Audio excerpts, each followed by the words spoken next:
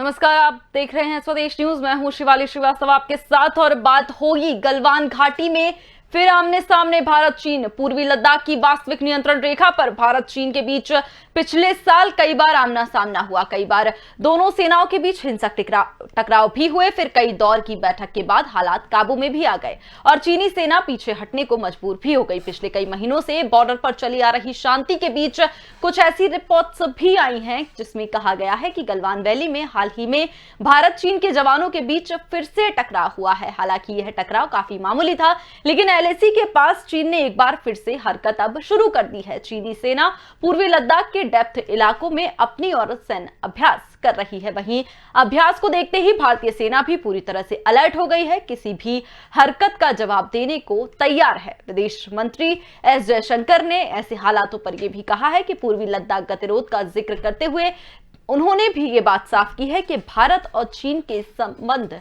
चौराहे पर बने हुए हैं।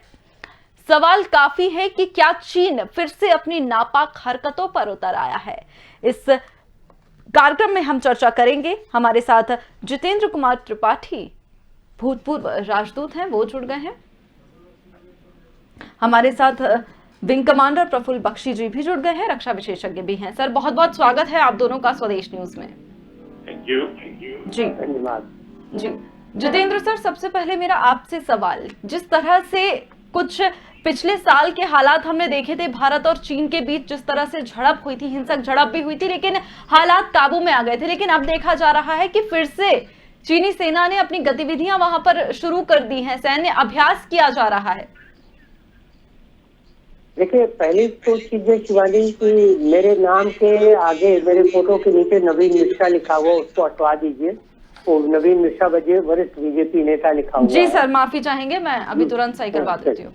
अच्छा, दूसरी चीज जो आपने कहा कि अभी फिर से चीन पूर्वी लद्दाख में डेप्थ में सैन्य अभ्यास कर रहा है, तो मैं पहले से कहता आ रहा हूँ कि चीन का कोई कभी भरोसा नहीं करना चाहिए। चीन कई बार हमें ही नहीं और दुनिया के कई देशों को धोखा दे चुका है। इसलिए चीन के साथ जब भी हम बात करें, संधि करें, समझौता करें, लेकिन उसके साथ साथ हमको अपनी सैन्य तैयारी पूरी रखनी चाहिए जी। क्योंकि अगर वो पूरी नहीं रखेंगे तो चीन कभी भी पीठ में छुरा भोग सकता है। इसलिए हमें अपनी सैन्य प्रतिबद्धता जो है उसको सही रखना चाहिए। बॉर्डर पे तनाव सही रखना चाहिए। जितना स्टेप बाय स्टेप, जितने स्टेप वो पीछे ले उतने स्टेप हम ले। अगर वो वहां पे अभ्यास कर रहे हैं तो हम भी करें, और हमें ये चौकसी पूरी तरह बरतनी है कि हम भले ही डिप्लोमेटिक चैनल से बात करते रहें, फ्रंट चैनल या बैक चैनल से बात करते रहें, लेकिन उसके साथ साथ हमारी प्रतिरक्षा की तैयारी वहां पर पूरी रहे ताकि कभी भी चीन को ये हिम्मत न हो सके कि वो आगे बढ़े। जी जितेंद्र सर, जिस तरह से हमने लगातार देखा है, जैसा आप भी हमें बता रहे हैं कि चौकन्ना रहने की भी सख्त जरूरत है, क्योंकि चीन के नापाक इरादे हम नहीं कह सकते, क्योंकि चीन पे विश्वास भी नहीं किया जा सकता। जी बिल्कुल, चीन पे विश्वास हम बिल्कुल नहीं कर सकते क्योंकि चीन ने हिंदी चीनी भाई भाई करके 1959 से ही हमारी पीठ में छुरा भोंका। चीन ने तिब्बत की स्वतंत्रता का हनन किया। चीन ने ब्रिटेन को धोखा दिया जब 1997 में जब ब्रिटेन के साथ हांगकांग को लेकर ट्रांसफर हुआ तो उसमें बाकायदे ये लिखा हुआ था समझौते में कि 50 साल में, आगे आने वाले 50 साल में हांगकांग की राजनीतिक स्थिति में बिल्कुल परिवर्तन नहीं हुआ। और आप देख रहे हैं कि चीन ने वो किया। चीन ने दक्षिणी चीन सागर को चलते Philippines, Vietnam, Indonesia, Malaysia, South Korea, Japan, Australia, इन सबसे झगड़ा मोड़ ले लिया है। और चीन की बात का भरोसा इसलिए भी, आप एक उदाहरण से मैं देना चाहूंगा, नहीं किया जा सकता कि फिलीपींस चीन के अतिक्रमण के खिलाफ अंतर्राष्ट्रीय न्यायालय में गया। अंतर्राष्ट्रीय न्यायालय ने चीन के खिलाफ निर्णय दिया, लेकिन चीन ने साफ कर दिया कि वो अंतर्राष्ट्रीय न्यायालय के जुरिस्डिक्शन को नहीं मानता है। तो इस तरह से चीन की सीनाजोरी वाली हरकत है, और हमारे साथ एक बार बार वो टोह लेता रहा है, मेजरला में हो, नाथुला में हो, जीपला में हो, टोह लेता रहा है कि हमारी हमारी तैयारी कितनी जी। है। तो हमें तैयारी पे कोई भी चूक नहीं करनी चाहिए। जी जी, विंग कमांडर सर, एलएसी के पास चीन ने एक बार फिर से हरकत शुरू कर दी है। हम बात कर रहे हैं कि पूर्वी लद्दाख के डेप्थ इलाकों में सैन्य अभ्यास कर रही है चीनी सेना। पहले बताइए, मेरा वीडियो आ रहा है? सर आपका वीडियो हम तक नहीं पहुंच पा रहा है। क्यों नहीं पहुंच रहा? मेरा यहाँ पे ऑन है मेरा वीडियो। जी सर, मैं इसका दिखवाती हूँ, अपनी टेक्निकल टीम से अनुरोध कर रही हूँ कि वो इसको जल्द से जल्द सॉल्व कर रहे। कह रही है जी। चीन अभ्यास कर रहा है, बिल्कुल अभ्यास कर रहा है जी। और चीन अभ्यास करेगा। और चीन जो पिछली बार जो हमारे गलवान घाटी में घुसा है वो अभ्यास कर बहाने घुसा है जी। और रशिया ने हमको धोखा दिया। बिल्कुल। रशिया को पता था और रशिया ने बताया। ये चाणक्य की नीति है, ये कोई पीठ पे छुरा भोंकने वाली बात नहीं है। हम चौकन्ने नहीं है, हमें नहीं अपनी देश चलाना आता तो हमारी प्रॉब्लम है। ये बॉर्डर पे हम नहीं चौकस रहते तो चीन की गलती नहीं है। ये अगर मैं चीन की जगह होता तो मैं पहले कर बैठा होता है इसको। ऐसी क्या बड़ी बात है? ये हमारी सेनाएं फौज किस लिए होती है? फौज चलाने के लिए होती है, ना कि सिर्फ वार्तालाप करने के लिए। और इसलिए ये गलती सरासर मिनिस्ट्री ऑफ डिफेंस की है, मिनिस्ट्री ऑफ होम की है। पहले आपने आईटीबी भी सामने बैठाई हुई है, उसका बैठने का कोई रीजन नहीं है। आपका ये पूरी तो तरीका है वो करना गलत है। उसके ऊपर से चीन अगर घुसेगा तो गलती हमारी होगी, ना कि चीन की। और चीन इंटरनेशनल कमेटी और इंटरनेशनल क्रिमिनल कोर्ट को नहीं मानता तो नहीं मानता। ये हमें इसमें हमारे को रोने की क्या जरूरत है? इसमें कोई नहीं है। और ये सरासर भारत की कमजोरी और गलती है। और हमारी कमजोरी इसलिए है क्योंकि हमारे सैन्य शक्ति कमजोर है, तभी हमारी फॉरेन पॉलिसी कमजोर है। हम तो ओपनली मुंह से नहीं बोल सकते कि चीन गलत कर रहा है। अगर हमारा कोई अफसर भी कह दे, कोई जनरल कह दे, तो उसको माफी मांगनी पड़ती है। ये है हमारी हालत। तो इसीलिए जो हमारी ये जितनी गलतियां हैं, घर की गलतियां जिसको कहते हैं वॉशिंग द डर्टी लिनन, हम पब्लिक में सिर्फ धो रहे हैं और चीन की गलती निकालने की कोशिश कर रहे हैं। चीन घुसेगा, चीन इस जगह को अपना करार कर चुका है और चीन इसको जगह लेके रहेगा। हमारे में शक्ति होनी चाहिए। चीन अश्वमेध यज्ञ कर रहा है हमारे पे, हमको उसका टकराव करना है। और अश्वमेध यज्ञ हमारी संस्कृति की नीति है। पुराने भारत में ये होता रहा है, तो कोई नई चीज नहीं है। जी जितेंद्र सर, पिछले साल भी हमने देखा था कि अभ्यास की आड़ में ही इन क्षेत्रों में आया था चीन, जिसके बाद से पूर्वी लद्दाख की ओर आक्रामक रूप से चला आया था। और उसका खामियाजा भी, उसका नतीजा भी ये हुआ था कि हिंसक झड़प जो हुई थी सेनाओं में भारत और चीन की। तो इस वक्त भी कुछ ना कुछ हरकतें ऐसी देखी जा रही हैं, नोटिस की जा रही हैं चीन की तरफ से। तो कहीं ना कहीं ये भी कहा जा सकता है कि चीन फिर से एक बार ऐसी ही किसी हरकत करने की कोशिश में भी है। तो ऐसे में क्या कुछ सलाह इस वक्त आप देना चाहेंगे? देखिए, ये बात बिल्कुल साफ है कि चीन इस बार भी जैसे ही थोड़ा मौका मिलेगा, जैसे ही वो देखेगा कि हमारी तैयारियों में थोड़ी ढील है, चीन लपक लेगा इस मौके को। चीन की ये फितरत रही है पिछले 50-60 सालों से, अब 70 सालों से देख सकते हैं। इसलिए हमें हमारी सलाह यही रहेगी कि हम वहां से तब तक पीछे न हटे जब तक कि चीन डिसाइडेडली डिसिसिव रूप से पीछे न हटे। हम वहां पर रहें, अपनी पूरी तैयारी के साथ रहें, पूरे चौकन्नेपन के साथ रहें, ताकि अगर चीन की ओर से कुछ समस्या आती है तो उसका हम जवाब भरपूर दे सके। रही बात वार्तालाप की वगैरह की, वो सब पैरेलली चलते रहना चाहिए। डिप्लोमेटिक मैन्यूअर्स और कूटनीति वो सब पैरेलली चलते रहने चाहिए। लेकिन उसका मतलब ये नहीं कि हम अपनी प्रतिरक्षा की कॉस्ट और प्रतिरक्षा की कीमत पे ये करें। वहाँ प्रतिरक्षा में चूक नहीं होनी चाहिए। जी बिल्कुल। विंग कमांडर सर, जिस तरह से क्षेत्र में चीनी उस साइड के क्षेत्र में देखा जा रहा है कि बंकरों का निर्माण करते दिख रहे हैं, चीनी सेना बंकरों का निर्माण कर रही है ढांचों को मजबूत करने के लिए। तो क्या ये नहीं कहा जा सकता आक्रामक अब किसी चीज का तैयारी कर रही है चीनी सेना? ये क्यों नहीं कहा जा सकता?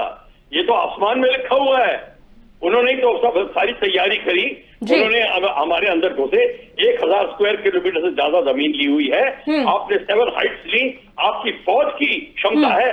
फौज की क्षमता और पॉलिटिकल विल दो अलग अलग चीजें हैं। उन्होंने 7 हाइट्स ली, कैलाश हाइट ली, वो आपने गिड़गिड़ा के वापस कर दी, जैसे कि हमारे डर के।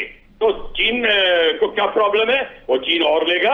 हाँ, चीन इधर उधर दुनिया की नजर हुई, चीन करेगा, क्योंकि आप साउथ चाइना सी में आप उसके खिलाफ जमावड़ा बना हुआ है। वो थोड़ा इधर आपका इशारा कर रहा है, इधर आपका प्रेशर डालेगा और डालेगा बिल्कुल। तो इसमें कोई अचंभे की बात है ही नहीं। चीन भी पिछले 60 साल से कर रहा है। 48,000 स्क्वायर किलोमीटर ऑलरेडी खींचे में है। अगर 1200 किलोमीटर और ले लिया और लेने की कोशिश कर रहा है, तो चीन वही कर रहा है जो चीन ने प्लान कर रखा है।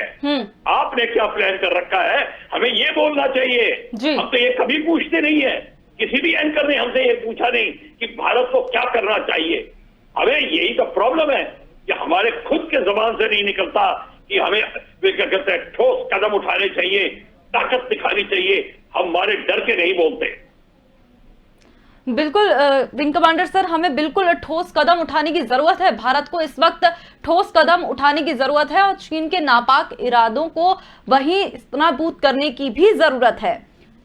जितेंद्र सर, जिस तरह से पिछली बार भारत ने चीन को न सिर्फ खदेड़ा था, इस बार भारत अपनी प्रतिक्रियात्मक और आक्रामक स्थिति में, रक्षात्मक कार्रवाई जो की थी भारत ने, आक्रामक स्थिति में दिखी थी। तो इस बार भी भारत को वैसी ही आक्रामकता अपनाने की जरूरत है। देखिए, बिल्कुल हमें अपनी ऑफेंसिव डिफेंस को नहीं छोड़ना चाहिए जी, क्योंकि हमें क्या करना चाहिए। मैं भी विंग कमांडर बख्शी साहब की एक बात से सहमत हूँ कि हमने जो कैलाश रेंज में हमने जो बहुत ही स्ट्रेटेजिक हाइट पर अपना कब्जा जमाया था, उसको इस तरह से नहीं छोड़ देना चाहिए था, क्योंकि वो हमारे लिए बार्गेनिंग चिप होता, वो हमारे लिए नेगोशिएटिंग पॉइंट होता। लेकिन अभी भी हमें ये नहीं हमें भी इस तरह से तेज रहना चाहिए कि अगर चीन वहाँ अपना कर रहा है, सैन्य अभ्यास कर रहा है, बंकर बना रहा है, तो हमें भी उसी तरह का कुछ करना चाहिए। उससे ज्यादा अगर न कर सकें तो जी। लेकिन हमें इस सब में ये ध्यान रखना चाहिए कि हम चीन को लगातार ये संदेश देने में सफल हो कि जहां तक यहाँ से ज्यादा और कुछ अगर फिर से करने की कोशिश की गई तो वो अच्छा नहीं होगा। हाँ, ये बात है कि चीन ने जो हमारी 48,000 स्क्वायर किलोमीटर की जमीन हथिया ली है 1962 से, उसमें से हम कहाँ तक कितना पा पाएंगे, कोई भी सरकार हो, ये अभी बहुत मुश्किल है। इसकी कोई समयबद्ध कार्यक्रम बताना। लेकिन ये है कि अभी जो स्थिति है, उस स्थिति में हम चीन को एक कदम, एक इंच भी ना आगे बढ़ने दें, यही सबसे बड़ी बात होगी। जी, विंग कमांडर सर, मेरा सवाल आपसे ये है कि ऐसे में जो स्थिति बनी हुई है, नाजुक स्थिति भी है, लगातार चीन की तरफ से ये जो गतिविधियां भी देखी जा रही है, नोटिस भी की जा रही है, ऐसे में क्या कुछ ठोस कदम उठाने की जरूरत है भारत को? देखिए, सबसे ठोस कदम तो ये है, भारत को नहीं कहिए, फौज को कहिए। और फौज ने ली थी, भारत का जो गवर्नमेंट थी उसने तो सारा का सारा वापस कर दिया। ये तो फौज हताश है इस समय। आप डायरेक्ट लैंग्वेज में इस्तेमाल कर रहा हूं। इस समय फौज को, भारत की फौज को जहां जहां प्रेशर पॉइंट है चीन के, दोबारा प्रेशर डालने चाहिए। और जो हमारी मिलिट्री यूनिट्स थी और कैलाश की वापस लेने की पूरी चेष्टा करनी चाहिए और सारे चीन को दिखा देना चाहिए कि हम वापस लेके रहेंगे। वो सारी की सारी हाइट्स वापस लें। जब तक चीन ये नहीं करेगा, आप देखेंगे कि आपको यह प्रॉब्लम आती रहेगी। और जब तक भारत नहीं करेगा, ये प्रॉब्लम आती रहेगी। और जितनी जल्दी भारत चीन को बैकफुट में लाए, सबसे पहले है ये जो दौलत बेग ओल्डी है, वहां पे प्रेशर डाले, कारकोरम हाईवे पे प्रेशर डाले और ब्रेक थ्रू करके कारकोरम हाईवे पे ऑक्यूपाई करने की कोशिश करिए। उसको जिसको कहते हैं सेंध लगा दीजिए। बेसिकली उसको ये करना चाहिए। चीन को जितना गहरा घाव नहीं देंगे, ये प्रॉब्लम नहीं रहेगी। आपको कारकोरम हाईवे पता होना चाहिए, जो आलमाटा से लेके गदार पोर्ट को जो कनेक्ट कर रहा है, वो दौलत बेग ओल्डी से 14 किलोमीटर से दूर है। वो वहां पे निरंतर हमला करिए, उसको ऑक्यूपाई कर दीजिए। उसके बाद जो अक्साई चीन में आप प्रवेश करने की कोशिश करिए, और जितनी जल्दी जितना चाहे आपको 10 गज जमीन मिलती हो उसको लेके रखिए। आपको स्ट्रेट अवे आक्रामक कार्रवाई कल से करनी चाहिए, कल से नहीं, आज रात से। जो 28, 29, 30 अगस्त को 2020 करा था, वो आज करना है आपको। आज रात को 12 बजे ये होगा। अभी इसको कहते हैं डायरेक्ट इंस्ट्रक्शन एंड फौजी नीति। जी बिल्कुल विंग कमांडर सर, साथ ही साथ चीन को एक चंगुल में फंसाया था हमने पिछली बार, काफी जगह से हर तरह से घेर लिया था, जिसके बाद सबक जो है भारतीय सेना ने कड़ा सिखाया था चीन को। तो क्या लगता है उसके बाद जो चीजें हुई हैं उसमें कहीं ना कहीं चूक हो गई है? क्योंकि जिस तरह से आज भी देखा जा रहा है, जो गतिविधियां नोटिस की जा रही हैं, तो कहीं ना कहीं हमसे ही चूक हुई है पिछली बार भी, कि हम जो चंगुल जो हमने बनाया था उसमें सही तरह से नहीं फंसा पाया, फंसे नहीं रहने दिया, हमने निकल जाने दिया। बिल्कुल, ये चूक नहीं हुई है, ये जान के हमारी नीति की गलती है जी। कि गवर्नमेंट का डिसीजन है, फौज का नहीं जी। और ये जो एडवाइजर है बैठे हुए, जो प्राइम मिनिस्टर और डिफेंस मिनिस्टर को एडवाइस दे रहे हैं, ये उनकी गलती है जी। और मैं बता दूं, वहां पे फौज की आवाज, फौजी बोलता ही नहीं है। कुछ तो प्रॉब्लम है फौजी में कि वो बोलते नहीं है जाके आगे ढंग से। एक तो उनकी प्रॉब्लम है और दूसरी है कि गलत नीति देने वाले हैं। जो ब्यूरोक्रेट है वो जो एडवाइस देता है खड़ाक से प्राइम मिनिस्टर मान लेता है और उसके बाद में ये प्रॉब्लम होती है। मैं मोदी साहब की गलती नहीं कह रहा, क्योंकि मोदी साहब हर चीज नहीं कर सकते, पर उनको एडवाइजर तो करेक्ट होने चाहिए। वो क्यों नहीं है ठीक से? और ये फौजी कमांडर को बोलना चाहिए, या आर्मी चीफ को बोलना चाहिए और सीडीएस को बोलना चाहिए, दोनों तीनों चीज को ये बोलना चाहिए कि आपको एडवाइस नहीं मिल रही है ठीक से। ये क्यों नहीं बोलते? या तो बड़ी अच्छी बात है, अगर फौजी नहीं चाहती, ये हो ही नहीं सकता। आप किसी फौजी से जाके पूछ लीजिए, वो क्या जवाब देगा आपको। वो जवाब उसका बिल्कुल फर्क होगा। हाँ, अगर आप गवर्नमेंट से जाके उनका आप ब्यूरोक्रेट से पूछते रहिए तो आपको जो मिलेगा वो घुमा फिरा के, हाँ हमारी स्ट्रेटेजी, नीति और अनाम अंग्रेजी वर्ड्स इस्तेमाल करके आपको तश्तरी में सामने रख के दे देगा जी। मायने कुछ भी नहीं होगा जी। जितेंद्र सर, विदेश मंत्री की अगर हम बात करें तो उन्होंने भी कहा है कि गतिरोध का जो जिक्र उन्होंने किया था, पूर्वी लद्दाख गतिरोध का जिक्र किया था, तो उन्होंने भी कहा कि भारत और चीन के संबंध चौराहे पर हैं और वो इस दिशा पर निर्भर करते हैं कि क्या पड़ोसी देश सीमा पर शांति बनाए रखने के लिए समझौतों का पालन करता है। लेकिन चीन को हमने देखा है कि वो कभी भी उसके दांत जो है, जैसे कहा जाता है हाथी के दांत दिखाने के और खाने के और हैं, तो चीन की तरफ से कभी भी हमें विश्वास नहीं मिला है चीजों का, और ना ही वो विश्वास करने लायक हुआ है। देखिए, चीन से विश्वास कभी भी नहीं मिलेगा। इसीलिए मैं ये कहती हूँ कि वो चीन के पॉलिसी में, चीन की कम्युनिस्ट पार्टी की लॉन्ग टर्म पॉलिसी में, स्ट्रेटेजी में है, इसलिए चीन से विश्वास कभी नहीं मिलेगा। और हमें चीन के साथ जो पॉलिसी अप्लाई करनी चाहिए, इम्प्लीमेंट करनी चाहिए, उसमें इस चीज को देख के इम्प्लीमेंट करना चाहिए कि कभी भी हम चीन के बातों के झांसे में ना आए। हम अपनी सैनिक प्रतिबद्धता जो है, सैनिक तैयारी जो है, वो कम न करें।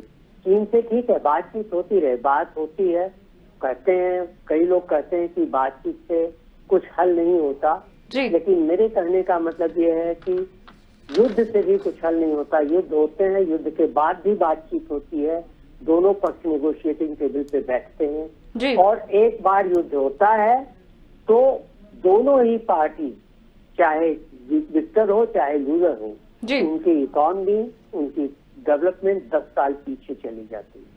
इसलिए हमें युद्ध करने की कोशिश नहीं करनी चाहिए। हमें ये करना चाहिए कि हाँ, हम ये कहें कि हम आपको आगे नहीं बढ़ने देंगे, और अगर आप ज्यादा परेशानी करेंगे तो हम आपके ऊपर भी चढ़ाई करेंगे, जिसको कहते हैं ऑफेंसिव डिफेंस। और भावना में बहकर या गुस्सा होकर के तो ये चीजें नहीं की जा सकती। और मेरे ख्याल से, जैसा कि मैं प्रफुल बख्शी साहब से पूरी तरह सहमत हूँ, लेकिन मैं ये सोचता हूँ कि सेना के तीनों अंगों के जो प्रमुख हैं, वो भी तो आखिर सेना के ही हैं, वो भी तो फौजी की तरह ही सोचते होंगे, तो उन्होंने भी तो आखिर कुछ सलाह दी होगी प्रधानमंत्री को या रक्षा मंत्री को।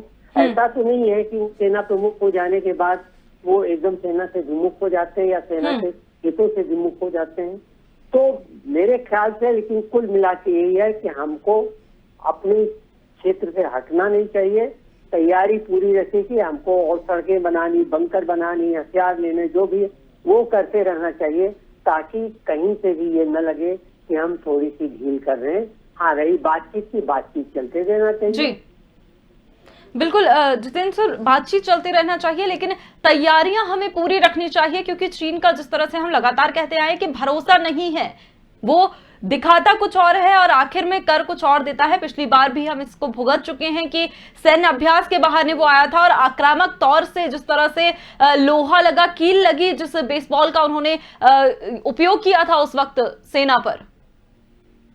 जी, तो देखिए, तैयारी, वही मेरे कहने का मतलब है कि तैयारी हमें पूरी रखनी चाहिए to meet any eventuality whatsoever. और न किसी देश आज के जमाने में न कोई देश सिर्फ अपनी डिफेंस से काम कर सकता है और न खाली कूटनीति के बल पे काम कर सकता है। जी। जब तक ये दोनों चीजें इन टैंडम नहीं चलेंगी और जब तक ये सीमा पे ये मैसेज क्लियर नहीं जाएगा कि हम आपको आगे कुछ नहीं करने देंगे, बल्कि आपने जो हमारी जमीनें ली हैं हम उसको वापस लेने के लिए भी प्रयास करेंगे, जब तक ये मैसेज नहीं जाता तब तक कोई भी इस मामले में प्रगति नहीं हो पाएगी। जी विंग कमांडर सर, अगर आपसे मैं ये जानना चाहूं, जिस तरह से हम विदेश मंत्री के बयान का हवाला दे रहे थे, उन्होंने कहा है कि चौराहे पर हैं भारत चीन के संबंध और ये निर्भर करते हैं कि जो पड़ोसी देश है चीन जो है वो कितना इस नीति को मानता है, शांति की नीति को कितना मानता है। आपकी क्या प्रतिक्रिया होगी इस पर? देखिए, इससे पहले मैं एक चीज वेरी क्लियर कर दूं जो मैंने पहले कही थी। जी, मैं ये नहीं कह रहा कि फौज जो है वो उसको अब एकदम से जाके चढ़ाई कर देनी चाहिए। चढ़ाई की जरूरत ही नहीं है। जी, आपने हाइट्स ले ली है, 4-6 हाइट्स ले लीजिए। चीन लड़ने को तैयार नहीं है। जी, चीन डायरेक्टली फाइट नहीं करना चाहता। चीन को ये पता है कि भारत पहले ही बैकआउट कर जाएगा, तो वो आपको झांसा देना है। सुन त्सू ने कहा था सबसे सुंदर विक्ट्री वो होती है जिसमें लड़ना ना पड़े। वो लड़ाई बिना ही अपना टारगेट हासिल कर लेता है, तो लड़ाई की क्या जरूरत है? ये चीन देखता आ रहा है और भारत करता आ रहा है। ये चीन को बड़ा अच्छा लगता है और चीन को पता है भारत बैकआउट कर जाएगा, और भारत बैकआउट कर गया। और रही बात जो जैसे मैं जितेंद्र साहब की सारी बातों से सहमत हूं, पर एक छोटी बात बता देना चाहता हूं कि एक शब्द है ठाकुर स्वाति। मतलब आप वो चीज बोलिए ठाकुर साहब को पसंद हो आपको। मैं तो साउथ ब्लॉक में रह चुका हूं, मुझे पता है हमारे कमांडर्स क्या बोलते हैं। वो वही बोलते हैं जो मिनिस्ट्री सुनना चाहती है। ये प्रॉब्लम है, ये मैं आपको ओपनली बोल रहा हूं। इसमें तो बिल्कुल मैं कोई नहीं हेर फेर कर रहा। जो मैं भाषा बोल रहा हूं वो लोग इसलिए नहीं बोलेंगे, तो आगे का देखना होता है। ये सारे होते हैं, भारतीय तो सब है, मैं भी हूं, आप भी हैं, पर उससे कुछ फर्क नहीं पड़ता। ये प्रॉब्लम है हमारे को, और इसीलिए और वैसे मेरे को तो शक है कि उनकी एडवाइस सुनी भी जाती है कि नहीं, क्योंकि मेरे को अच्छी तरह पता है उनकी आवाज जो अगर वो ऐसी एडवाइस देंगे तो उनको चुप करा देंगे, क्योंकि अगर उनकी एडवाइस ब्यूरोक्रेसी के खिलाफ होगी वो कभी नहीं होने देंगे। ये प्रॉब्लम है, तो इसीलिए हताश है। ये नहीं कि तीनों चीज बोलते नहीं है, पर बोलेंगे भी तो कोई सुनेगा नहीं। वो वही होगा जो ब्यूरोक्रेसी बोलेगी, और यही प्रॉब्लम उनकी सदैव रही है। और रहा आपका ये जो क्वेश्चन, जो आप क्या क्वेश्चन पूछ रहे थे, मेरे को रिपीट करिए। जी सर, मैं ये पूछ रही थी कि जिस तरह से लगातार हमने देखा है कि चीनी सेना ने जो किया पिछली बार भी, जिस तरह से वो आक्रामक रूप उन्होंने धारण किया था उस वक्त पर भी सेना को, तो क्या अभी जिस तरह से आपने हमें बताया कि वो युद्ध नहीं चाहता, क्या सिर्फ झांसा मात्र दे रहा है भारत को? बिल्कुल, ये सारा का सारा खेल यही है। तो अगर आप अड़ जाओगे तो वो अड़ जाएगा, वो सालों बैठा रहेगा, वही बैठा रहेगा। उसको पता है इसके बाद भारत कुछ नहीं करेगा, फिर मौका मिलेगा फिर कर देगा, फिर मौका मिलेगा फिर कर देगा। मतलब वो आड़ में बैठा रहता है। आपकी वो नीति ही नहीं है, तो बात ही सारी खत्म हो गई। आप सिर्फ अपने को, अगर आप अपनी तिजोरी को बचाने में लगे हैं और चोर इधर से सेंध लगा रहा है, उधर से सेंध लगा रहा है, एक दिन तो घुसेगा। जब तक आप बाहर निकल के उसको नहीं मारेंगे। ये चाणक्य ने हमें सिखाया है, ये कोई भारत के लिए नई चीज नहीं मैं बोल रहा, पर हम नहीं सुनना चाहते इसको, क्योंकि गुलामी ने इतना कमजोर बना दिया है कि हमको दूसरी चीजें बड़ी मीठी लगती हैं, ये हमारी प्रफुल्ल बख्शी की बात कड़वी लगती है। ये प्रॉब्लम है हमको। तो ये जब तक हम अपनी नीति नहीं ठीक करेंगे, आप चीन का थोड़ी सी जमीन तो अख्तियार करके बैठ जाइए, फिर देखिए तमाशा। और खासकर सीपीसी कॉरिडोर के रास्ते में, सब मैंने आपको पहले बोला दौलत बेग गोल्डी के आगे करिए, ये इसलिए बोला है, फिर वो चीन अपने आप समझौते में नेगोशिएटिंग टेबल पे आएगा। जैसे ये नहीं कि आप घड़ी घड़ी उसके साथ बैठते हैं फिर वो पुछ करते आपके पास पहुंचेगा। ये सारी की सारी चीन की हरकत होती है। इसीलिए हमारे जो मिनिस्टर कहते हैं, फॉरेन मिनिस्टर वगैरह कहते हैं, इस चीज को जो मैं बोल रहा हूँ इसको नजरअंदाज ना करके इसको मद्देनजर रख के बात करें।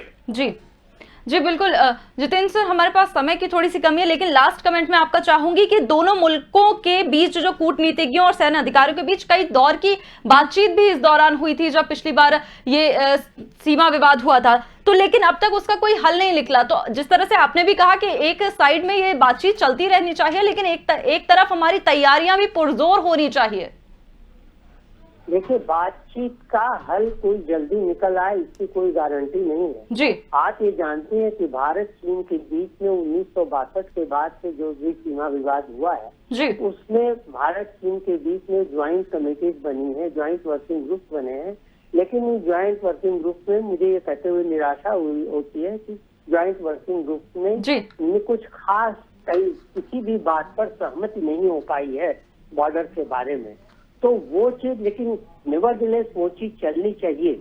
लेकिन मैं संक्षेप में यही कहना चाहूंगा कि हमें अपनी सैनिक प्रतिरक्षा और हमें अपनी कूटनीति, ये दोनों चीजें साथ में ही चलानी चाहिए। एक के कीमत पे दूसरे को नहीं चलाया जा सकता, क्योंकि आज का समय वो नहीं। बिल्कुल, बहुत बड़ी बात आपने इस वक्त कही कि हमें दोनों तरफ से अपनी तैयारियां पूरी करनी चाहिए। बहुत बहुत धन्यवाद आप दोनों का हमारे साथ जुड़ने के लिए।